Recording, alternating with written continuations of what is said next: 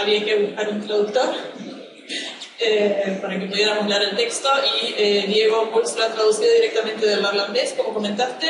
Diego, ¿cuáles son los desafíos a los que te enfrentaste en esta traducción de un texto con un lenguaje algo arcaizante? Por una parte, y por otra parte, ¿cómo resolviste el tipo de uso, el tipo de lenguaje, el tipo de español de la novela? El desafío, sí, bueno, hay varios desafíos, ¿no? Cuando uno quiere traducir una novela que se publicó en 1844, en una cultura bastante distante de la Argentina, obviamente. No es un lenguaje arcaizante, sino directamente arcaico, diría yo. La cuestión es si justamente uno traduce y usa elementos arcaizantes, ¿no es cierto? Palabras, términos, vocablos que ya no pertenecen a nuestro lenguaje cotidiano, digamos, para darle ese sabor de que se trata de una novela o de una historia que se desarrolla en una época que no es la nuestra.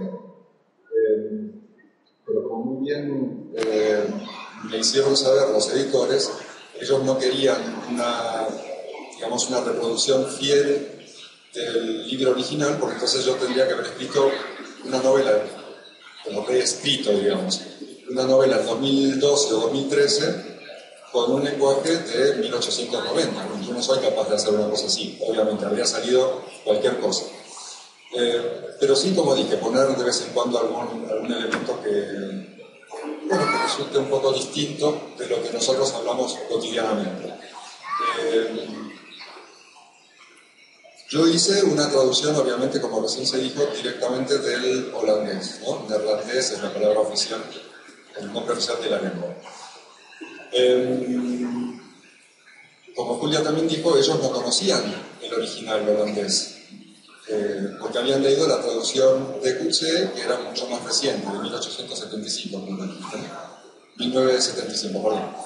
Entonces, cuando yo hice la traducción, yo soy un traductor que trata de ser fiel al original y de respetar un montón de cosas estilísticas y de contenido, obviamente, también, ellos se llevaron una gran sorpresa, porque de repente no era Coetzee traducido al castellano, sino Emmons traducido al castellano en una época mucho más remota, digamos, en el tiempo, ¿no? Entonces, bueno, hubo que buscar una manera de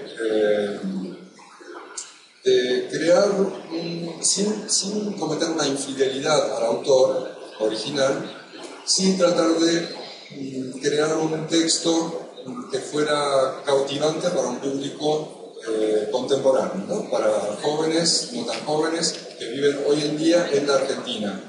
Entonces, eso significó cambiar algunas cosas, sacar quizá algunos de esos elementos arcaicos o arcaizantes, sustituirlos por otros un poco más modernos o más neutros, si se quiere, cambiar quizá algunas cosas del estilo, ¿no es cierto? Porque, bueno, una obra escrita en 1894 tiene frases larguísimas a veces, al autor le gustaba mucho, pero era algo de la época, ¿no? Usar muchos adjetivos, o sea, un sustantivo con 3 o 4 adjetivos era muy normal. A nosotros nos resulta casi imbancable, como diríamos hoy en día. Así que bueno, si no resultaba demasiado necesario o indispensable, quizá de vez en cuando un adjetivo, ¿no? Desapareció, digamos. Después había otro aspecto, ¿cómo se dice?, de la sintaxis o de la presentación del texto. Emmons, en la versión original, tiene muchísimos parrafitos, casi cada frase es un párrafo nuevo, como que, bueno, había que acomodar un poco también eso, el uso de la puntuación, puntos, comas, punticomas, ese tipo de cosas. Entonces, creo que eso lo puedo decir desde mi postura de traductor. Los editores también hicieron un muy buen trabajo de adaptación de ese producto, que era un poco difícil de hacer encajar en la realidad, ¿no? De los lectores actuales. Ellos hicieron ese trabajo de adaptación. Y tengo entendido que muchos de ustedes ya estuvieron mirando el resultado final de esto, así que en realidad nosotros, creo que hablo de parte de todos nosotros, tenemos gran curiosidad por saber cómo le llegó ese texto. O sea, no solamente del contenido, sino también la forma, si logramos entre todos el cometido de crear un producto que fuera atractivo para ser leído en Buenos Aires en 2013. Todavía no dije nada sobre los posibles argentinismos o, bueno, otro tipo de lenguaje, ¿no? Yo, evidentemente, como traductor del neerlandés, no me puedo dar el lujo de traducir solamente para la Argentina. De hecho, este es el segundo libro que traduzco para la Argentina, porque hasta hace poco era muy difícil publicar a un novelista holandés en Argentina. Pero bueno, se está empezando a crear un interés, así que vamos a ver lo que sucede en el futuro. Pero bueno, uno como traductor del neerlandés, y perdonen que esté hablando tanto, pero es algo que me gusta actualizar,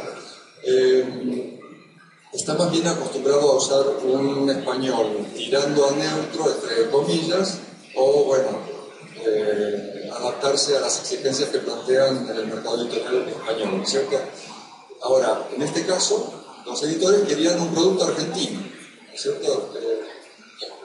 Neutro. Bueno, neutro, pero la neutralidad en la lengua prácticamente no existe. Entonces, muchas veces tenemos términos que podemos considerar neutros en el sentido que se entienden en todo el ámbito hispano, pero también a veces hay que elegir, ¿no es cierto? Si dice en holandés penda, tengo que elegir si es un maní o un cacahuete o un cacahuate. No puedo poner, no sé, el nombre en latín, por ejemplo, para que sea neutro, es importante. Entonces, en algunos casos sí había que elegir una palabra, y entonces la pauta era elegir la palabra argentina o más difundida en Argentina. Esa era la consigna.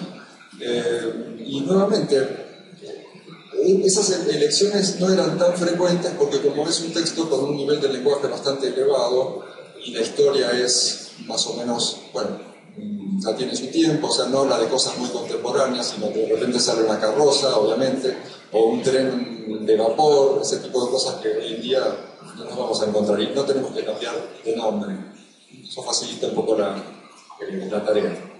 Bueno, hasta ahí. Y perdón que ya me haya extendido un poco sobre este tema. Bueno, me ahorraste un par de preguntas. Quería preguntar si querías leer algún fragmento ahora para los pocos que todavía no han leído la novela.